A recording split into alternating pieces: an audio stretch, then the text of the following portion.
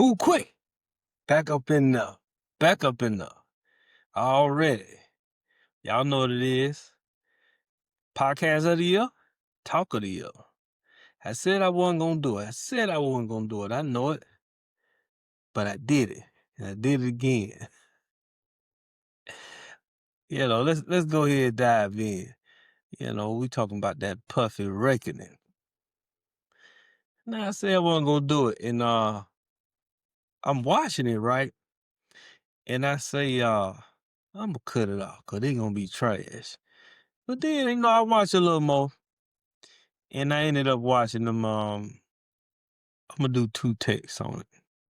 And Trap, he doing this thing. He got some stuff on the side, you know, that COVID and all that stuff. That's the other thing, but I go do 2 takes. Here it is. I tell you what, first thing first, for 50, for 50 having something to do with it, it's better than I thought it was. Cause I'm not a Power fan. I never watched it. Just not a fan of it, not interested in it. So I wasn't that interested. I didn't know what to expect, but I did see how he interacted with the co-producer when it was advertising, and she seemed professional, and it wasn't really no jabs. I don't know. He had his suit on, everything professional. I said, okay, this might be like a real legit something, because I look at the background with his ex being a worker for Diddy. I'm like, man, this is gonna be some messy work. You already got a conflict of interest. But anyway, fast forward. I know what y'all want, the meat and potatoes.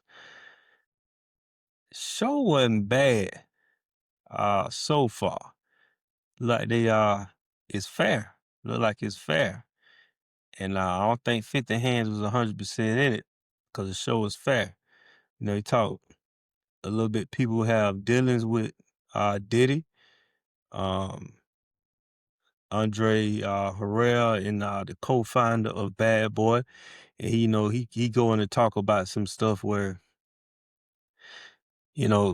they started business and Puffy gave him 25% and 75% went to Puffy mama. But he said Puffy came with a bat and made him give up 25%. He said he'll give it back. And I'm like, dang, that's flaw. I can see Suge, they say Suge did that to Vanilla Ice, allegedly. Never proven.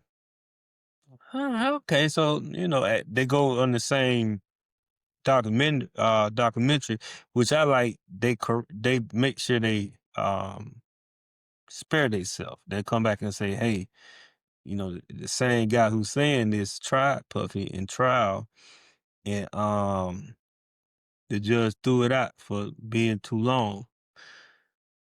So yeah, you gotta watch for that. You get big, I get big.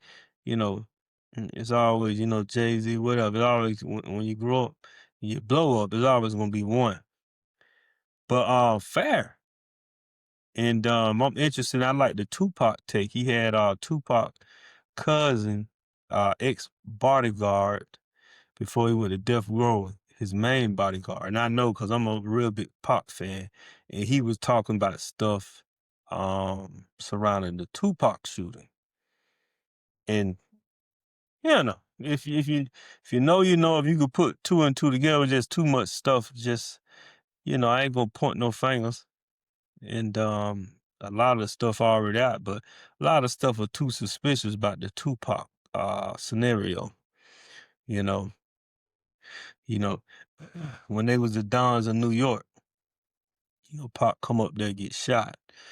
But all in all, it's a fair take, because I see some positive stuff. They show his hustle, they show his grind, they show how and why people admired him. And they talk about the negative and the dog side of it. Like he wanted to be a dog, but he really wasn't a dog. But he got the money, but he had to hustle like a dog. So they show the multiple sides. So right now, I think it's fair. I'm undecided on, if I think it's good or great, but so far it's better than what I thought it would be.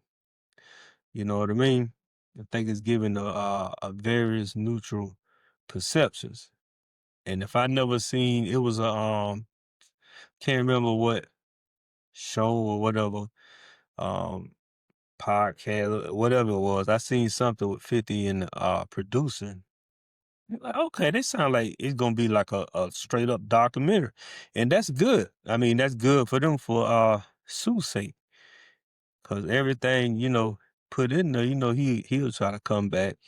So, but actually so far, I see it as fair. I see undecided, but right now I say I'll watch the rest. And I say it's definitely worth watching. You got some interesting stuff. I like how they flip it with different parts. Like even if you don't really care about that, you probably care about the Tupac stuff. So they flipping it up, and then they got Eric Sherman. Oh, another thing. Oh, here we go. I know what's up on this. The Eric Sherman.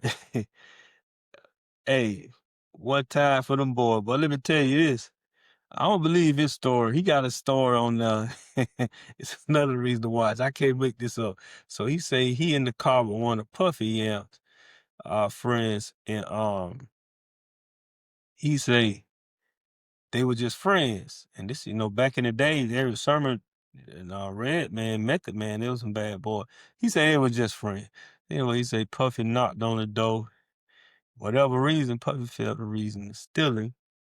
So Puffy stole the boy. And he say he told Puffy to go in the alley, and Puffy went in the alley, to finish it. And he say what Puffy did, is played Biggie Was All a Dream song. So I don't believe that one. That one sound like one for a movie. You probably got caught slipping with the man Yamp, and the man had the power. I wasn't there, I don't know, but if I had to guess, that'd be, that'd be what I guess. But that's my 2 cents on it right now. Make sure y'all like, subscribe. Don't show your pride. It's free. It ain't cost you no dollar. We out here, we doing the big things are coming. Guaranteed. Guaranteed. More to see. We coming in. Podcast of the year. Talk of the year. As you were.